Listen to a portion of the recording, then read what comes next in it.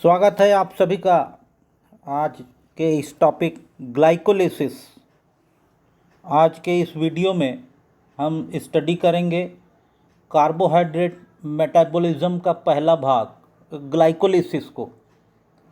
और इस भाग में जब हम देखते हैं इस बायोकेमिस्ट्री में जो भी कुछ हम समझने की कोशिश करेंगे वो है कार्बोहाइड्रेट का जो प्रथम भाग है उसको हम समझने की कोशिश करेंगे।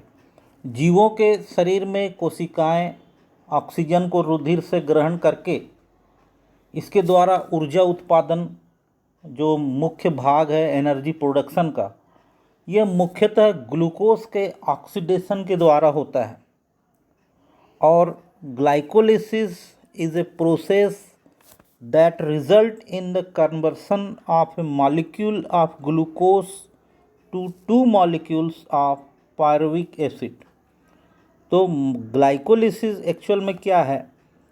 ये एक कन्वर्जन है ग्लूकोज मॉलिक्यूल का 2 मॉलिक्यूल ऑफ पायरुविक एसिड में बदलता है।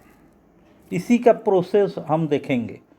तो ऑक्सीडेशन की इस प्रक्रिया को कोशिकीय श्वसन, सेलुलर रेस्पिरेशन या कैटाबोलिज्म कहते हैं, जो कि विशिष्ट एंजाइम्स, हार्मोन एवं कोएंजाइम्स द्वारा रेगुलेटेड नियमित रूप से अनेक रासायनिक प्रतिक्रियाओं, केमिकल प्रोसेस की जटिल श्रृंखला के द्वारा होता है। तो ये जो कार्बोहाइड्रेट का जो कैटाबोलिज्म है, इसमें जो मुख्य भाग है ग्लाइकोलिसिस, इसको हम स्टडी करेंगे। The term glycolysis is derived from 2 Greek word ग्लाइकोस बराबर शुगर और लाइसिस बराबर डिसोल्यूशन, अर्थात शुगर के रूप में जो ग्लूकोज है उसका टूटना। एंड दस the term glycolysis mean splitting of sugar, मतलब शुगर का टूटना। तो जो ये मेटाबॉलिज्म जो है कार्बोहाइड्रेट का, ये पहला भाग है। ग्लाइकोलिसिस बहुत ही कॉमन टॉपिक है बायोकेमिस्ट्री में। जो कुछ भी समझना है उसका जो टर्म है, जैसे ग्लाइकोलिसिस को हमने अभी समझा, यदि वैसे ही उसका अर्थ मालूम हो जाए तो काम जो है हमारा वहीं पर आधा हो जाता है। तो ग्लाइको का मतलब होता है ग्लूकोज, और जो ग्लूकोज आप जानते ही हैं कि ये कार्बोहाइड्रेट का केमिकल कंपाउंड है। जो भोजन के रूप में आप जो ग्रहण करते हैं कार्बोहाइड्रेट, वो कार्बोहाइड्रेट पचकर केमिकल कंपाउंड ग्लूकोज में बनता है और ब्लड में आता है। ब्लड से ये सेल में अवशोषित होता है। अब चूंकि ये सेल से आना जाना कर सकता है, ब्लड में भी जा सकता है और आ सकता है, इसलिए इस ग्लूकोज को तोड़ना है एनर्जी में ताकि सेल में यूज़ हो सके। तो अब यह सेल में ग्लाइकोलिसिस द्वारा ऊर्जा में बदलेगा। तो ग्लाइको का मतलब है ग्लूकोज और लाइसिस का मतलब है टूटना। तो इस ग्लूकोज को ऊर्जा के रूप में तोड़ना ही जो है ग्लाइकोलिसिस कहलाता है।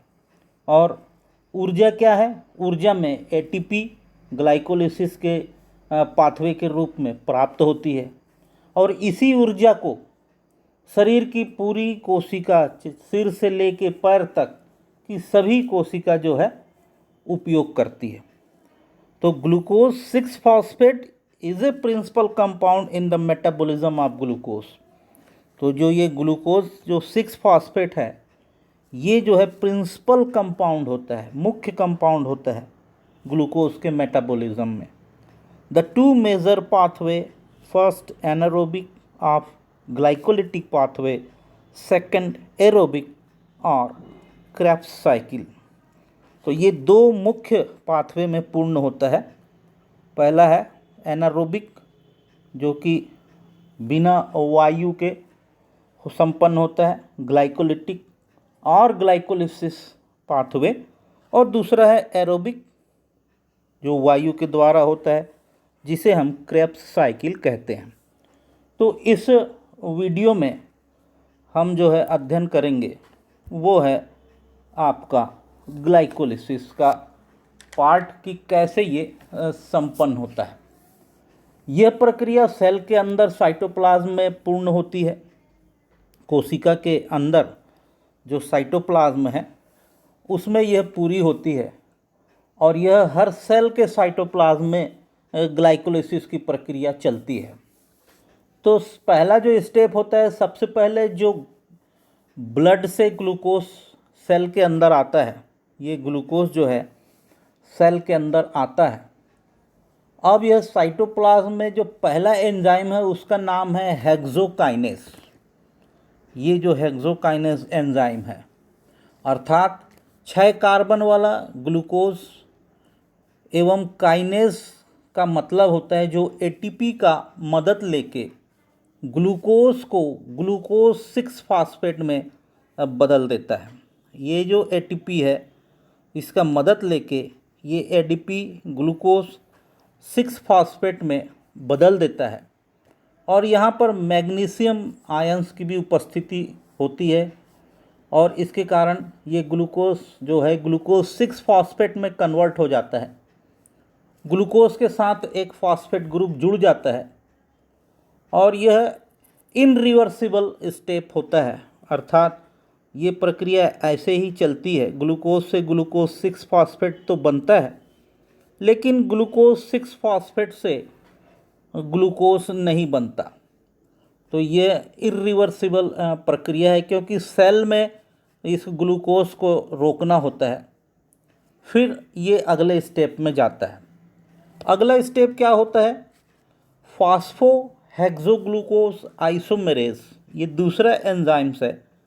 ये जो आप देख रहे हैं फास्फोहेक्सोग्लूकोज आइसोमेरेज, अब दूसरा एंजाइम है जो दूसरे स्टेप में आइसोमेरेज रिएक्शन करता है, जो ग्लूकोज 6 फास्फेट को फ्रक्टोज 6 फास्फेट में बदल देता है। ये फ्रक्टोज 6 फास्फेट में इसको कन्वर्ट कर देता है और ग्लूकोज एल्डो आइसोमर है और फ्रक्टो कीटो आइसोमर्स है।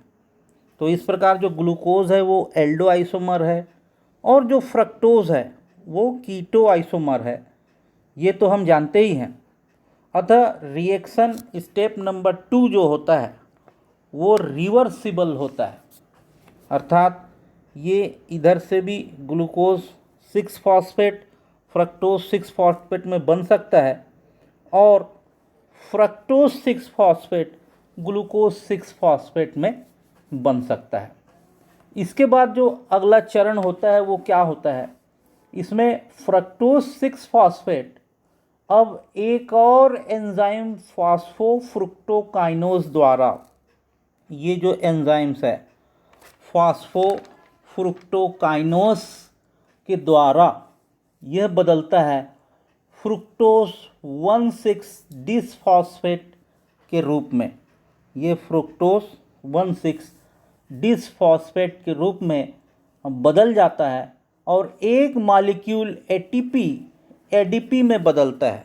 ये एटीपी जो है एडीपी में कन्वर्ट होता है और ये रिएक्शन जो होता है इनरिवर्सिबल स्टेप होता है।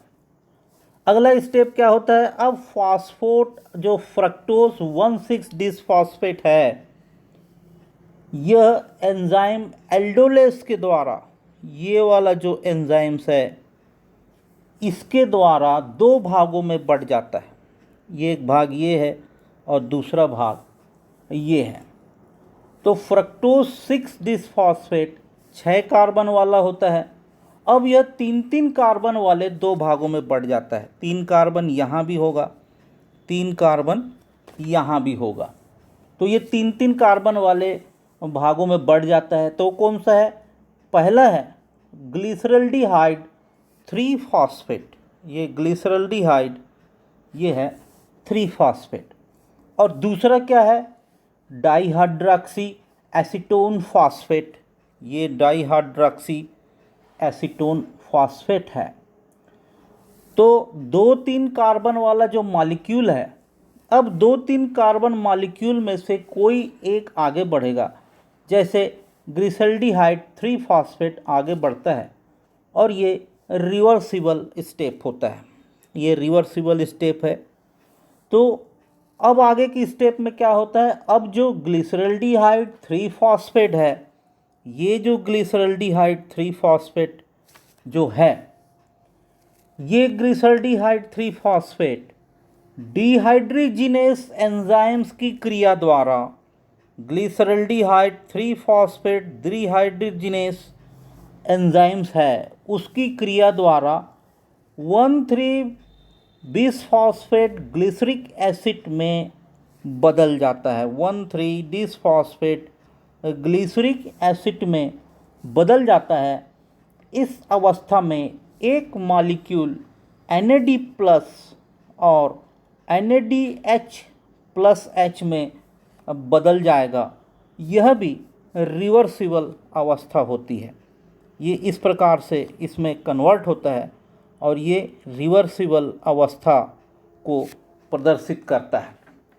अब अगले स्टेप में क्या होता है, अब यह 1,3 बिस फॉस्फेट ग्लिसरेट, ये जो है, ये वाला जो कंपाउंड है, फॉस्फोग्लिसरेट काइनेज एंजाइम द्वारा, ये फॉस्फोग्लिसरेट काइनेज एंजाइम्स के द्वारा 3 फॉस्फोग्लिसरेट एसिड में बदल जाता है। ये 3 फॉस्फोग्लिसरेट एसिड में बदल जाता है। इस फॉस्फोग्लिसरेट काइनेस के द्वारा ये 3 फॉस्फोग्लिसरिक एसिड में बदल जाएगा। इस अवस्था में एक ADP से एक ATP मॉलिक्यूल बनेगा। तो यहाँ पर इस कंडीशन में यहाँ पर जो है ADP से, ये जो ADP है उससे एक ATP मॉलिक्यूल बनता है। यहीं पर एक ATP मॉलिक्यूल प्राप्त हो रहा है। इसे कहते हैं सबस्ट्रेटर लेवल फॉस्फोराइलेशन अवस्था। अब इसके बाद फॉस्फोग्लिसरोम्यूटेस एंजाइम्स, ये फॉस्फोग्लिसरोम्यूटेस जो एंजाइम्स है, ये वाला के द्वारा 3 फॉस्फोग्लिसरेट एसिड को, ये जो 3 फॉस्फेट ग्लिसरेट एसिड है, इसको 2 फॉस्फेट ग्लिसरिक एसिड में अब बदल देता है। ये 2 फॉस्फेट ग्लिसरिक एसिड में बदल जाता है। इसके बाद 2 फॉस्फोग्लिसरिक एसिड इनोलेज एंजाइम्स के द्वारा, ये जो इनोलेज एंजाइम्स के द्वारा पायरुविक एसिड में बदल जाता है और यह रिवर्सिबल स्टेप होता है और H2O लिबरेट होती है। इसके बाद जो स्टेप है, जो लास्ट स्टेप है, अब पायरुवेट काइनेज एंजाइम की मदद से, ये जो पायरुवेट काइनेज एंजाइम्स है, इसकी मदद से क्या हो रहा है, फॉस्फो इनोवेट पायरुविक एसिड में बदल जाता है। ये फॉस्फो इनोवेट पायरुविक एसिड जो है, ये पायरुविक एसिड में कन्वर्ट हो जाता है। यह इनरिवर्सिबल अवस्था है। इस अवस्था में और एक ADP से एक मॉलिक्यूल ATP मिल जाता है। ये ADP है और एक ATP मॉलिक्यूल मिल जाता है। इस प्रकार टोटल ग्लाइकोलिसिस में 2 ATP मिलते हैं। तो ये पूरा प्रोसेस ग्लाइकोलिसिस का था। इस ग्लाइकोलिसिस की प्रक्रिया में कुछ विशेषताएं भी होती हैं। इस क्रिया में ऑक्सीजन जो है का उपयोग नहीं होता, कार्बन डाइऑक्साइड मुक्त नहीं होती। इस क्रिया में ऊर्जा अवश्य मुक्त होती है, अतः इसे अवायवीय श्वसन एनारोबिक रेस्पिरेशन कहते हैं। इसके अंतर्गत ऊर्जा उत्पादन की मात्रा अत्यंत कम होती है, अतः इसे लेसर मेटाबॉलिज्म भी कहते हैं। ग्लाइकोलिसिस क्रिया की श्रृंखला में ग्लूकोज के एक अणु का पायरुविक अम्ल के 2 अणुओं में डिग्रेडेशन होता है। यह भी एक मुख्य इसकी विशेषता है।